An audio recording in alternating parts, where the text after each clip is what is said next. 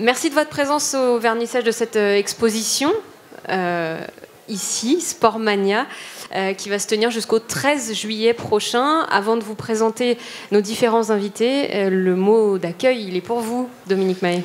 Merci Gaëlle. Donc quelques mots d'accueil très rapides. Je ne vais pas donner dans le protocole, je ne vais pas dire messieurs les présidents, messieurs les directeurs, messieurs les athlètes, etc. Nous sommes, je vais dire simplement, mesdames, messieurs et chers amis, saluer la présence parmi nous de Michael Jérémiaz, qui était notre porte-drapeau aux Jeux paralympiques à Rio, et il nous fait le plaisir et l'honneur d'être parmi nous. Je tenais à le souligner. Et on peut l'applaudir, effectivement. Et on peut l'applaudir.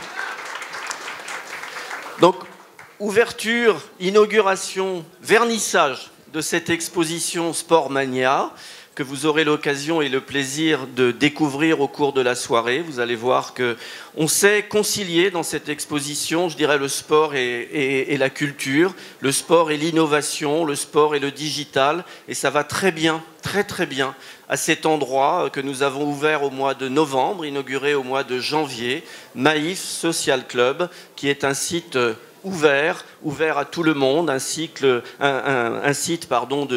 culture, d'échange, d'ouverture d'esprit. Et je ne saurais trop vous inciter à y revenir sans modération. Gaëlle. Merci beaucoup, Dominique. Ah, un verre cassé, mais je crois que ça porte chance. Vert blanc. Bon, parfait. Merci en tout cas à tous. Cette soirée va débuter par une table ronde à laquelle vont participer Dominique Mahé, donc président de la Maïf, Marie Barsac, qui représente la candidature de Paris 2024. Bonsoir Marie, directrice du pôle Impact et Héritage.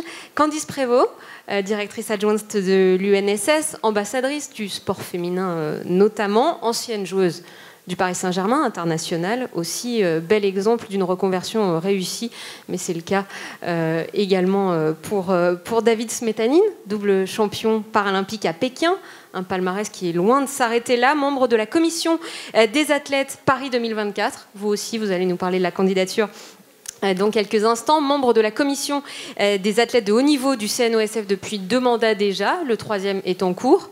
Voilà, c'est déjà long maintenant. Et au sein de cette commission, évidemment, vous représentez le mouvement paralympique. Vous avez également été membre de la commission des athlètes du comité international paralympique. Et aujourd'hui, pour la Maïf, avec la Maïf, vous participez aux rencontres extraordinaires et vous nous en parlerez dans quelques instants. Enfin, Maxime Beaumont est avec nous également ce soir. Maxime, médaillé d'argent cet été à Rio en K1 200 mètres. Avec lui, on parlera notamment du partenariat entre sa fédération et la Maïf, un partenariat qui monte en puissance. Alors cette table ronde, elle s'intitule « Le sport pour changer le monde ». Oui, eh bien on n'est pas naïf, non, on est ambitieux. Dominique Mahé, est-ce que vous croyez vraiment que le sport peut changer notre monde ? Je ne pense pas que le sport, à lui tout seul, changera le monde. En tout cas, incontestablement, c'est vraiment ma conviction, et je dirais plus largement, c'est la conviction de la Maïf, le sport contribue à faire évoluer positivement la société, une société dans le contexte que l'on sait, d'incertitude, de doute, pourquoi pas de menaces aussi. Et la conviction que j'ai, c'est qu'effectivement, le sport est un vecteur, est un levier extraordinaire, un levier formidable de cohésion sociale, de mixité sociale. Après tout, dans la société dans laquelle on vit, je ne suis pas sûr qu'il existe tant de leviers, tant de moments, tant d'événements qui permettent effectivement cette mixité sociale. Or, sur un terrain de foot, je le dis parce que j'ai été footballeur pendant 25 ans, petit niveau, mais peu importe, c'est bien sur le terrain qu'on peut trouver des fils de médecins, qu'on peut trouver des enfants plus défavorisés, et puis tout le monde est à égalité, tout le monde contribue ensemble à ces valeurs que sont la solidarité, le respect de l'autre, le respect des autres, la confiance aussi, et ma conviction c'est bien ça. Et à la Maïf depuis toujours, tout ça, qui sont finalement quelque part des valeurs citoyennes, des valeurs républicaines, eh bien nous les portons en tant que mutuelle d'assurance, mais au-delà, Notre projet, je dirais même notre projet de société, c'est bien de faire valoir ces valeurs. C'est pas un hasard, et je terminerai là-dessus, c'est pas un hasard si depuis très très longtemps, nous sommes des partenaires historiques et actifs avec l'UNSS, par exemple. Nous allons renouveler tout à l'heure la convention avec l'UNSS. Nous allons signer une convention avec la Fédération française des sports universitaires. Tout ça témoigne de l'identité, plus que de la proximité de valeurs entre la Maïf et le sport. Alors les valeurs, évidemment, elles sont chères à la candidature de Paris 2024, la mixité sociale, la cohésion. On veut changer le monde aussi avec cette candidature-là, Marie Barsac. Oui, tout à fait. Le CIO a coutume de dire qu'on doit créer un monde meilleur par le sport. Alors évidemment, Paris 2024, on se doit d'être les meilleurs partenaires du CIO en la matière, mais surtout parce qu'on partage les convictions qu'a évoquées M. Mahé tout à l'heure, pas juste pour faire plaisir au CIO. C'est des choses qui sont dans notre ADN et sur lesquelles on travaille. Et tous les travaux qu'on a pu mener vont dans ce sens-là. Et notre candidature, elle est fondée sur 2 piliers. Un pilier qui est celui du sens et qui est du coup un programme sociétal pour une société meilleure par le sport, et un pilier évidemment de célébration, parce qu'il s'agit quand même de Jeux Olympiques et Paralympiques où on doit faire la fête et rêver autour du sport lui-même. Mais le pilier du sens est essentiel. C'est d'ailleurs un élément différenciant qu'on avance très haut et très fort dans le cadre de notre campagne avec Los Angeles, parce qu'on considère qu'on a vraiment des atouts à Paris sur le sujet. Et là, on adresse des sujets qui vont de l'éducation à la mixité, mixité sociale, mixité homme-femme, inclusion sociale. Tous ces sujets-là sont des sujets sur lesquels on affiche des ambitions. Une société où on fait plus de sport, où on va plus les uns vers les autres, où on s'ouvre des opportunités parce qu'on pratique du sport, mais aussi parce que les Jeux Olympiques seront créateurs d'emplois, seront créateurs d'insertion par le sport. Donc toutes ces choses-là sont possibles parce qu'on organisera les JO. Et dès la phase de candidature, on est déjà dans l'action et on a un certain nombre d'actions très concrètes, dont je peux vous parler si vous le souhaitez, mais dont la Maïf d'ailleurs contribue largement, comme la reconversion qu'on abordera peut-être tout à l'heure pour les sportifs de haut niveau, et comme la pratique du sport pour tous aussi, qui est un sujet sur lequel la Maïf est très présente. Justement, c'est sur la base de ces valeurs que vous avez choisi vos partenaires et la Maïf notamment ? Oui, complètement. La Maïf, comme l'a dit le président, est très engagée sur la pratique du sport et sur ce qu'on veut en faire. Donc du sport pour le bien-être, mais aussi du sport pour une meilleure cohésion, une meilleure société et un meilleur vivre ensemble. Et puisqu'on parle de valeurs, je vais juste vous donner un exemple d'action très concrète qu'on a mis en place dans le cadre de la candidature et qu'on va laisser en héritage au mouvement sportif international dès septembre. C'est un kit qui s'appelle Pédagogie valeurs de l'olympisme, qui est en fait un kit de jeu autour des 3 valeurs du CIO, le respect, l'amitié, l'excellence. Et ce sont des jeux avec lesquels on joue dans la cour de récréation avec son enseignant pour appréhender ces valeurs-là à travers le jeu et du coup être en activité aussi physique. Et ces jeux-là, aujourd'hui, on les déploie dans les écoles françaises avec l'aide du ministère de l'Éducation nationale, mais aussi dans certains pays. Je reviens du Burundi, j'étais à Haïti, je vais au Kosovo la semaine prochaine. Emeline, qui est par là, pourra témoigner puisqu'elle est ambassadrice. Elle nous l'a dit tout à l'heure. Je confirme. Éducation là-dessus. Et très sincèrement, ce kit, qui est un sac à dos avec des outils et des méthodes d'apprentissage de ces valeurs, est très facile d'accès pour tout éducateur, tout enseignant auprès d'enfants de l'école primaire. Donc ça illustre complètement le fait qu'on est attaché aux valeurs plus que tout. Alors on veut changer le monde avec le sport, on veut aussi changer le regard, David Smetanine, sur certains a priori et surtout valoriser les sportifs, notamment en situation de handicap. Les rencontres extraordinaires construites par la Maïf sont un bel exemple de la mise en lumière de ces sportifs en situation de handicap. Est-ce que vous pouvez nous expliquer un petit peu plus en détail en quoi elles consistent ? Alors en effet, la Maïf a choisi différents supports pour travailler sur ces héros, notamment le sport, puisque le lien social est remarquable et il permet de pouvoir accéder rapidement à l'activité, pratiquer, échanger, communier aussi. Et on a pour habitude de pouvoir organiser différentes activités sportives lors de ces REO, dans les cours de récréation des collèges dans lesquels on se déplace, avec différentes personnes. On a Ismaël, par exemple, qui, avec Vague d'Espoir, fait une initiation au surf. Il est amputé, il montre aux jeunes enfants comment on peut arriver sur une planche qui est instable, à pour autant pratiquer un sport un peu fun. On a les chamois niortais qui sont connus de Niort et qui viennent avec le foot électrique pour montrer que le sport, c'est aussi le sport pour les grands handicapés et que l'inclusion par le sport est totale. On a des démonstrations de basket fauteuil et puis j'interviens aussi sur des compétences un peu plus larges autour d'un café citoyen, ou du moins au sein d'un café citoyen, où on vient partager les valeurs du sport et expliquer en quoi le sport dans une carrière et simplement dans un parcours de vie parfois accidenté et semé d'embûches en général, en quoi le sport peut nous permettre de nous réveiller et nous permettre de pouvoir intégrer une société tout à fait classique à travers des exemples qu'on a pu citer.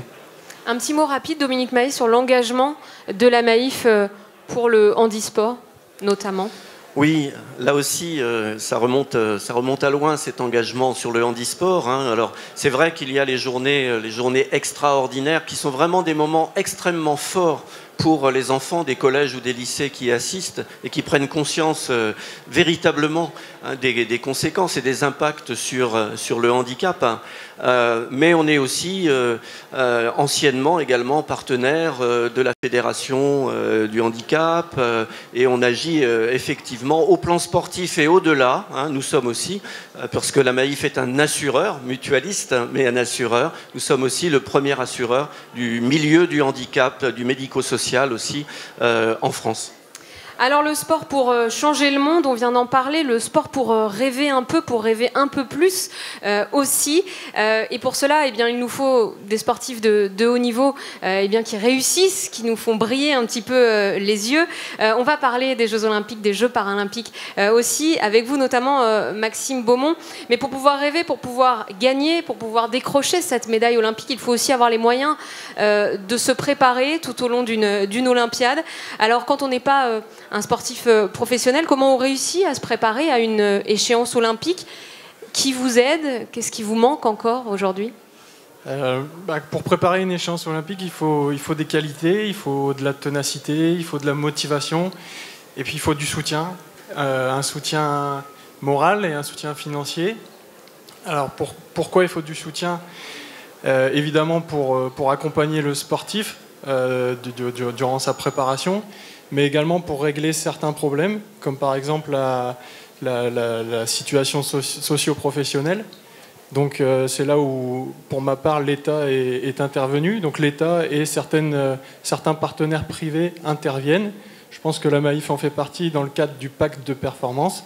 Et ils interviennent pour justement permettre aux sportifs de haut niveau d'être dans des bonnes conditions et pouvoir s'entraîner et faire donc et pouvoir contrer la concurrence internationale. Rapidement, David, de quoi on a le plus besoin quand on se prépare à une échéance olympique? Parce que tout l'environnement sportif, on l'a, mais il n'y a pas que ça. Non, le mot qui revient souvent dans la bouche de l'IPC et du CIO, c'est le mot entourage. Qu'est-ce qui fait la performance? C'est pas que l'athlète, bien sûr qu'il est au cœur de la performance, mais c'est aussi son entourage, c'est-à-dire les partenaires privés, les partenaires publics, les entraîneurs, les gens qui sont souvent dans l'ombre aussi, les préparateurs physiques, etc. Et la capacité aussi de pouvoir se déplacer dans des lieux de compétition qui sont des fois lointains pour affronter la concurrence. Tout un tas de facteurs qui finalement à un moment donné interviennent dans la préparation de l'athlète et qui demandent aussi beaucoup d'argent.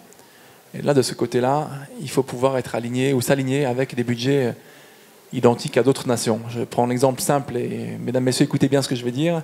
L'Angleterre avait un budget paralympique pour la natation seule de 640 000 €. La France avait un budget avec le pôle Jeune France compris de 90 000 €. On enlève 30 000 € pour le pôle France Vichy, il reste 60 000 €. Comment voulez-vous à un moment donné rivaliser toute l'année avec une ou deux compétitions maximum, un stage maximum, face à des nations qui ont dans leur fibre, dans leur ADN, la notion de sport? Et je pense qu'aujourd'hui, on a une opportunité qu'il ne faut pas rater, c'est celle de Paris 2024. Voilà. Effectivement, je crois qu'on en est tous plutôt convaincus, évidemment. Il en a parlé, Maxime Beaumont, du pacte de performance. Dominique Mahé, parlez-nous de celui-ci, celui que vous avez mis en place en tout cas à la Maïf, pardon, et puis de cet incubateur dont l'un des programmes est lié justement à la reconversion des sportifs. D'abord, je voudrais parler de ces photos-là. Très belles photos. Très très belles photos. Et même que leur auteur est dans la salle. Je vais demander à Mamedi Doukara de s'avancer un petit peu. Voilà, il est le photographe. Il est le photographe. Mamedi est un ancien champion du monde hein, en 2001 de taekwondo et vous avez arrêté votre carrière, vous me disiez tout à l'heure, l'année dernière, c'est ça? L'année dernière. Et donc désormais photographe à plein temps, photographe artiste. Et si j'insiste sur ces photos, c'est parce qu'elles sont, finalement, elles sont pleines de symboles. Ce sont des sportifs de haut niveau, vous verrez les noms sous chacune des photos, qui ont revêtu le casque du mineur chercheur d'or, je crois. Et chercheur d'or, c'est pas un hasard. Chercheur d'or, il y a plein de lectures possibles. Il y en a au moins deux. Chercheur d'or parce qu'on cherche toujours à vaincre et on cherche la médaille. Et la médaille la plus belle, c'est-à-dire la médaille d'or. Mais chercheur d'or aussi parce qu'être sportif de haut niveau, et je n'oublie pas votre question Gaël, être sportif de haut niveau, c'est aussi avoir la capacité, la possibilité de s'entraîner, de se préparer de façon la plus confortable possible. Et le confort, c'est aussi l'aspect financier. D'où l'importance, justement, du pacte de performance que nous avons signé. Précisément, nous l'avons fait de façon événementielle à Rio. Nous avons 3 athlètes avec qui nous avons signé un pacte de performance. Un est présent ce soir, c'est Alexandre Idir, qui était à Rio, judoka, plein d'avenir. Et puis une rameuse, je vois mon ami Jean-Jacques Mulot, président de la Fédé d'Aviron, Hélène Lefebvre, et également une jeune athlète qui court le 800 mètres, Renelle Lamotte. Donc tout ça c'est important, tant pour les sportifs en activité que pour les sportifs en reconversion.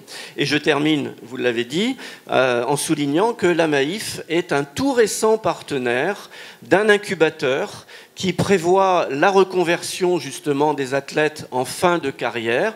Cet incubateur, je regarde son initiateur Nicolas Hazard, qui est juste devant moi, qui est conseiller à l'innovation sociale auprès d'Anne Hidalgo, à la mairie de Paris. Un incubateur qui porte un nom bien parisien, puisqu'il s'appelle Sport Social Business Hub, voilà, qui ouvrira très prochainement à la Maison des Canaux et qui aura pour vocation, effectivement, de faciliter la reconversion des athlètes. Peut-être quelques mots, Mamedi ?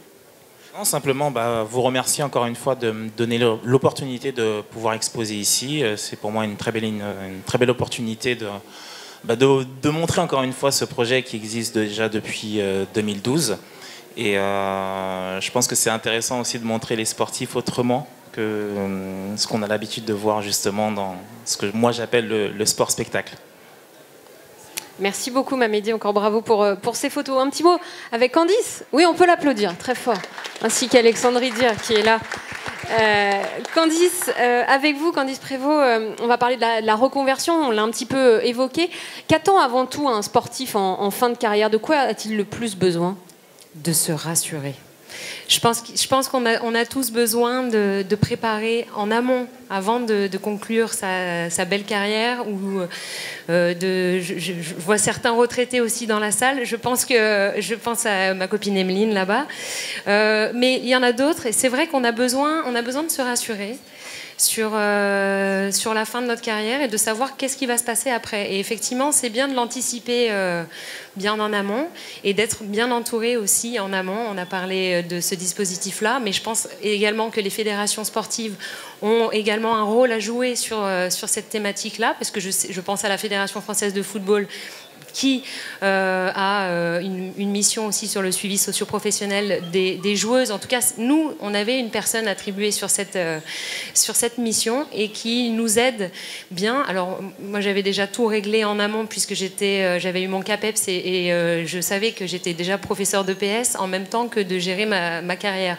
Donc, j'avais un profil un peu particulier puisque j'étais déjà assurée d'avoir un métier à la suite. Mais tous n'ont pas prévu... tous n'ont pas prévu la suite. Et tu vas enchaîner, c'est ça? Non, pour montrer que cet exemple-là, il est chouette, il a marché, mais malheureusement, tous les sportifs n'ont pas prévu avant de sortir. Effectivement, et on n'est pas tous égaux aussi dans les sports. Et c'est ce qu'on disait juste avant. Je pense qu'il faut aussi... moi j'ai de la chance finalement d'être une footballeuse. Peut-être que finalement ça m'a aidée, même si on a rencontré des difficultés durant notre carrière de footballeuse, parce qu'il faut bien sûr démontrer des choses différentes que pour un footballeur, mais je pense que j'ai eu de la chance d'être footballeuse pour la suite. Et je pense qu'il y a d'autres sportifs dans la salle qui ne sont pas forcément concernés par ce que je dis, parce qu'ils n'ont pas pratiqué les mêmes sports. C'est pas toujours évident. Et puis femmes, hommes également, il y a des sujets aussi là-dessus. On va donner la parole à Ladji Doucouré, qui est là aussi ce soir avec nous. Bonsoir Ladji. Bonsoir. Parce que là, on change de sport, on va parler de reconversion. Tu peux te mettre au pupitre si tu veux, ça peut être une future carrière, je sais pas, d'homme politique, on sait pas. À côté de la lumière, c'est À mieux. côté de la lumière, si tu veux. Merci beaucoup d'être là Ladji. La reconversion, elle est toute récente, puisque Ladji a pris sa retraite il n'y a pas si longtemps que ça. Il y a 2 mois.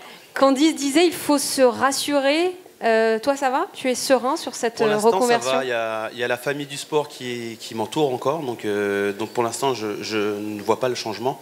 Mais c'est vrai que ça fait peur. Ça fait peur. Tu te dis, du jour au lendemain, ça y est, c'est fini. Et tout le cocon que tu t'es fait, il va exploser. Les gens vont partir et puis tu vas être seul. Mais non.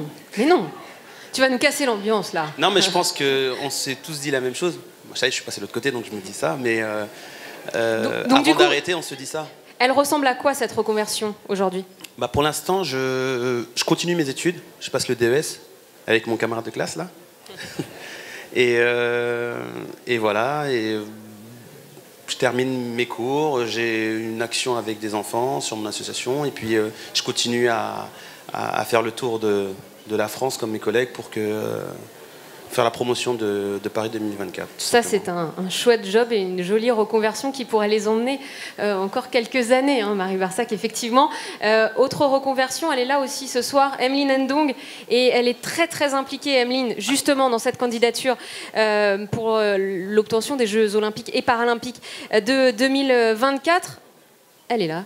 Je viens me mettre là. Ouais, à côté de moi. Je te cache pas trop? Non, du tout. T'es juste beaucoup trop grande. Ah ouais, ça va. L'implication des sportifs, on en parle beaucoup. Ils sont au cœur de la candidature. On y reviendra avec Marie tout à l'heure. Elle consiste en quoi, te concernant? Alors, il y a une première implication à faire partie du comité des athlètes, donc les athlètes qui ont réfléchi autour de la constitution de la candidature des Jeux Olympiques et Paralympiques. Et puis après, il y a tous les athlètes ambassadeurs à un moment donné de Paris 2024. Et ça consiste en quoi? Ça consiste à s'impliquer à un moment donné pour une cause, parce qu'on en a envie, parce que ça nous tient à cœur.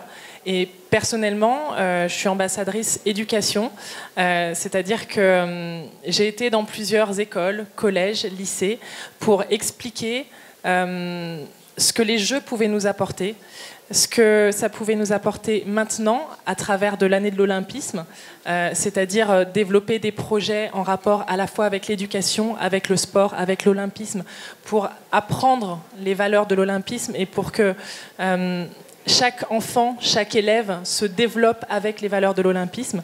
Ça a été aussi la semaine de l'Olympisme et du Paralympisme à l'école, de l'école jusqu'à l'université. Donc on est parti, on a été intervenir dans les écoles pour expliquer notre parcours, pour expliquer comment à travers le sport on avait réussi à se développer. Et puis c'est aussi la pédagogie, Play International, où là on est parti, comme l'a dit Marie, Vanuatu, Kosovo, dans quelques jours, Haïti, Burundi, et ça c'est quelque chose d'extraordinaire. C'est des petits jeux qui sont très très simples, et je vais être un tout petit peu plus en détail par rapport à ce que disait Marie Barsac tout à l'heure, c'est-à-dire que c'est effectivement juste un kit, un sac à dos qu'on emmène avec nous. Il y a besoin d'une mini-formation. Alors, moi, je suis partie en Haïti. Il y a 30 éducateurs qui ont été formés par Play International, donc avec Paris 2024, avec l'UNICEF aussi et le CNOSF. Et en fait, dans ce kit, il y a tout ce qu'il faut. Il y a des petits plots, il y a des petits dossards, il y a des ballons. Et il y a surtout des fiches éducatives qui développent le respect, l'excellence et l'amitié. Et à travers ça, un tout petit exemple, je vais être très rapide, un tout petit exemple. En Haïti, par exemple, il y a des très très gros problèmes de choléra. Et c'est très important d'éduquer les enfants par rapport à comment se prévenir par rapport au choléra. Et à travers ce jeu-là, qui est vraiment très très simple, on leur dit que voilà, se laver les mains, par exemple, c'est essentiel avant d'aller manger. Et juste parce qu'ils jouent, ils apprennent, ça rentre dans leur tête et ils arrivent à en parler entre eux et ils rentrent à la maison et ils le disent aussi à leurs parents. Et c'est grâce à cette éducation par le sport qu'on arrive derrière à faire des choses magnifiques. Et ça me tient à cœur et j'arrête là. Merci beaucoup, Emeline. Ils sont tous aussi impliqués, Marie? tous. Magnifique. Cette candidature portée par les athlètes, elle ira loin, je l'espère. La transition, elle est toute trouvée avec vous, Dominique Mahé. On parlait de l'école et de l'importance de l'école dans le développement du sport. On va parler aussi des fédérations, parce que l'une des missions de la Maïf, c'est de faciliter le quotidien des fédérations et de faciliter la pratique du sport pour tous. Moi, je vais dire 3 convictions très rapidement et un espoir. Première conviction, c'est que incontestablement, le sport est générateur de confiance. Le sport est générateur de confiance en soi, de confiance dans les autres.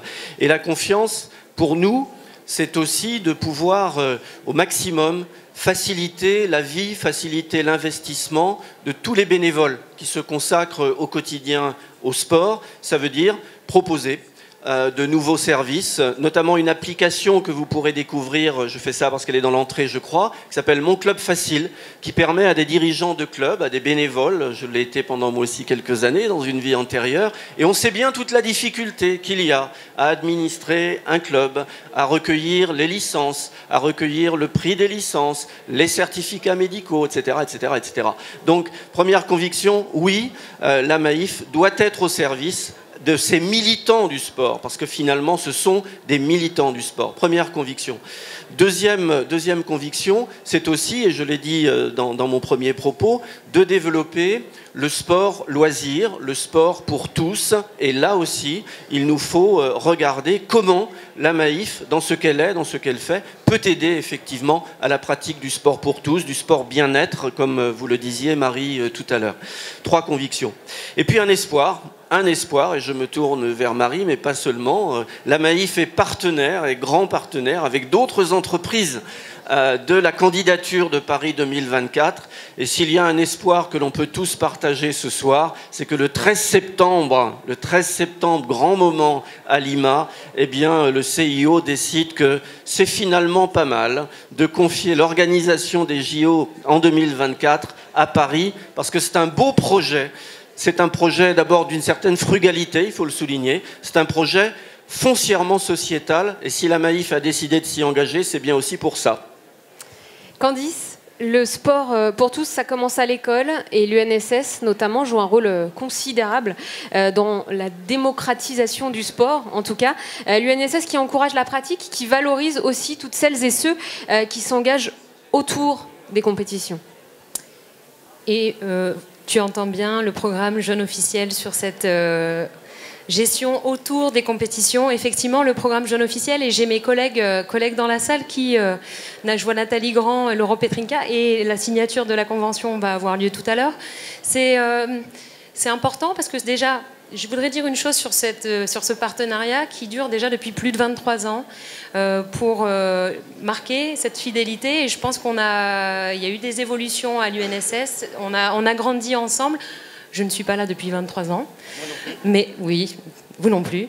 Mais c'est pour dire que le programme Jeune Officiel a également énormément progressé grâce aux enseignants d'EPS, grâce à tout le travail de l'UNSS et des cadres UNSS aussi. Pour dire aussi qu'on a 220 000 jeunes officiels en France. C'est un programme qui compte des jeunes arbitres, des jeunes juges, des jeunes reporters, des jeunes organisateurs. On est vraiment sur une multitude de postes à responsabilité qui permettent justement à ces enfants-là, à ces jeunes-là, de s'exprimer autrement que sur de la pratique et d'aller chercher des différents rôles sociaux. Et je pense également à Paris 2024 et sur tout ce qui se dit. On va chercher des valeurs encore différentes que celles qui sont sur la pratique. On va sur de la responsabilisation et on va sur cette notion de Paris 2024, sur cet enjeu-là.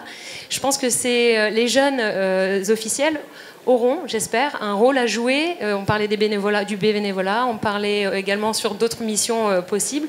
J'imagine et j'espère qu'à travers ces jeux-là, l'UNSS aura une place importante à jouer grâce à ces futurs jeunes qui vont devenir grands et qui seront présents sur ces jeux. La mobilisation est totale, en tout cas, on l'a bien entendu. Avant de conclure avec vous, Marie, sur les grandes échéances qui attendent encore la candidature, un petit mot, Maxime, sur le partenariat qui lie la Maïf et votre fédération, à vous, Fédération française de canoë-kayak. 2017 est une année importante et la Maïf s'engage encore plus à vos côtés. Tout à fait. Moi, ça fait 25 ans que j'ai pris ma première licence. Donc, je peux vous dire qu'entre la FCK et la Maïf, c'est une très longue histoire.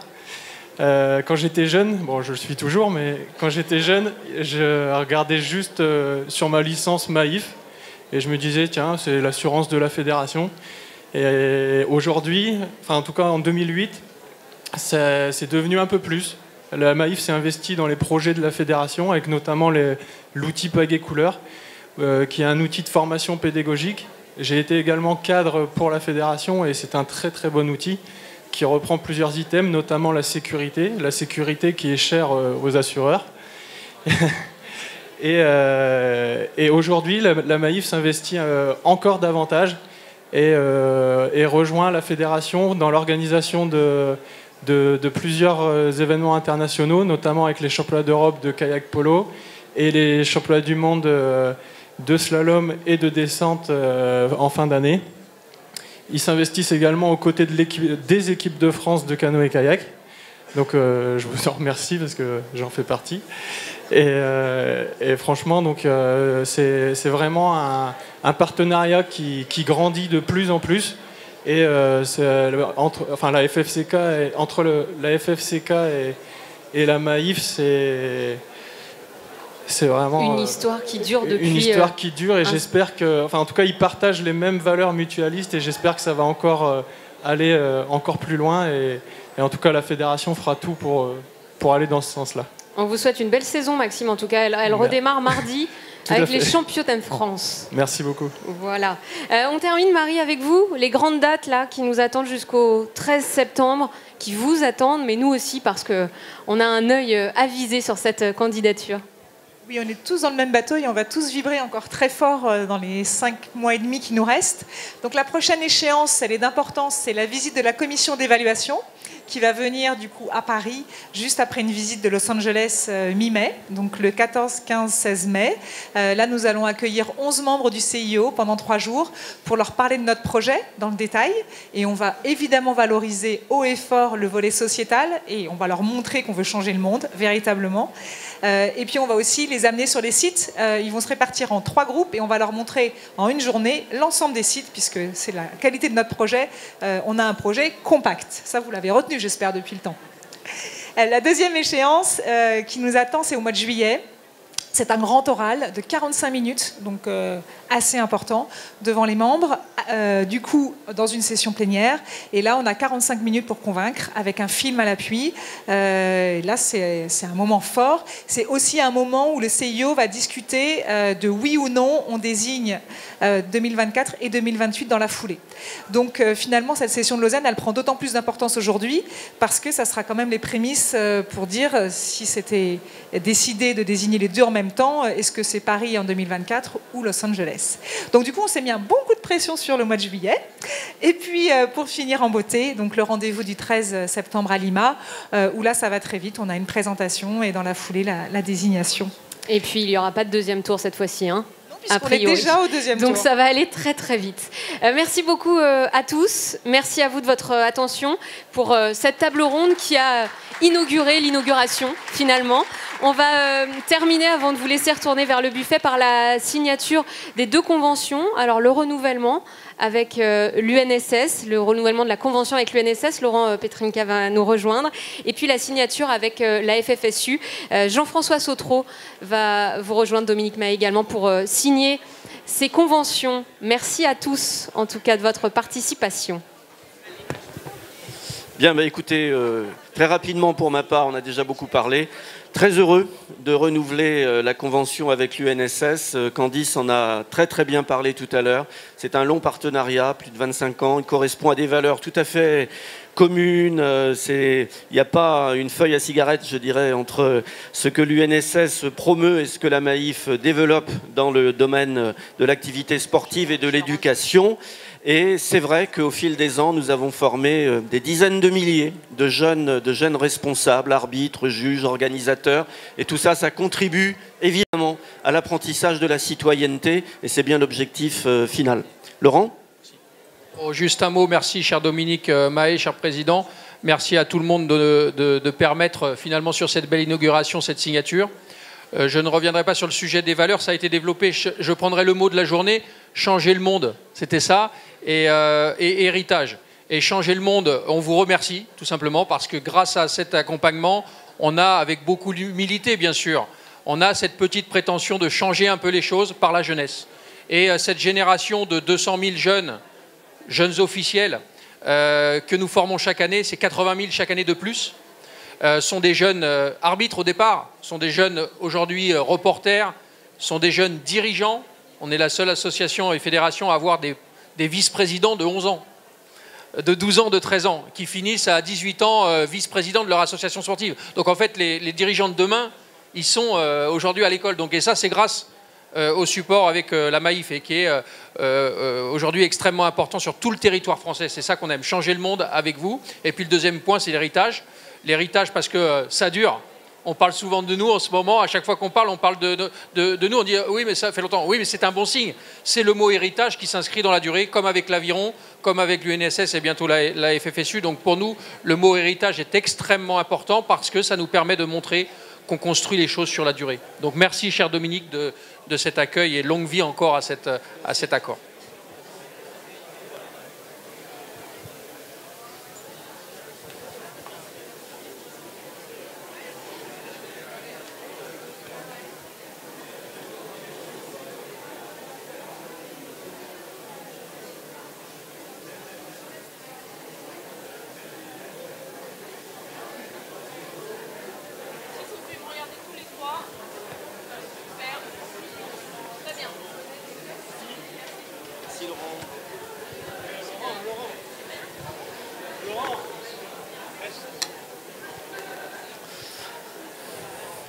Deuxième convention, promis, après c'est fini. Deuxième convention, celle-là, on l'inaugure finalement avec la Fédération française des sports universitaires. Et je me dis que la Maïf et le monde éducatif, c'est une vieille et longue histoire, on l'a dit. L'UCEP, l'UNSS, et désormais un partenariat avec la Fédération française des sports universitaires. On s'est rencontrés, on ne s'est plus et on va signer. Voilà, parce qu'il y a des choses à faire ensemble. Et quand la Maïf s'engage sur un partenariat, ce n'est pas un partenariat spectacle, c'est un partenariat qui dure. À preuve le partenariat avec la Fédération française d'aviron, tu le disais Laurent, à preuve le partenariat avec l'UNSS. Donc très heureux, Président, de signer ça avec toi ce soir. Quelques mots ? Avec plaisir. Merci Monsieur le Président, Dominique. Cette signature est importante pour la FF Sport U, pour la Maïf, et puis permets-moi de dire pour moi, parce que ça fait quand même très longtemps que je suis Maïf, que je faisais de la prose comme M. Jourdain sans m'en apercevoir, et qu'aujourd'hui c'est concrétisé. Je voudrais dire que nous avons mis en place à la FF Sport U la notion de triple excellence. Excellence du corps, de l'esprit, à condition qu'on puisse les séparer, mais aussi excellence en matière de citoyenneté.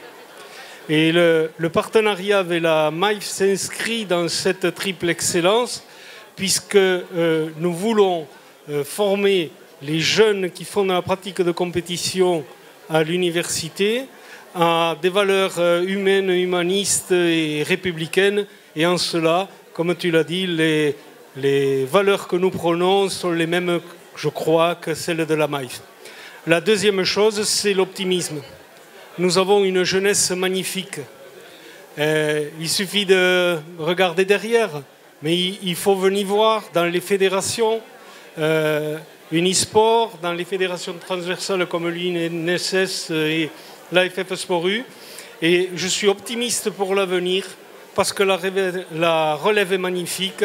Et que parfois on peut être pessimiste, mais on va s'en sortir et donc on est optimiste. Merci encore une fois. Et donc on signe.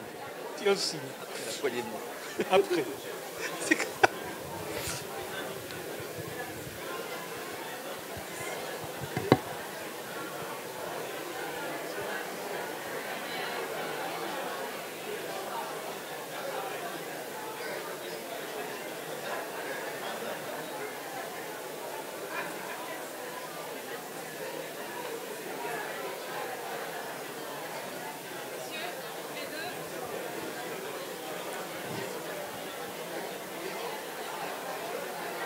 Et merci à vous tous. Merci, messieurs.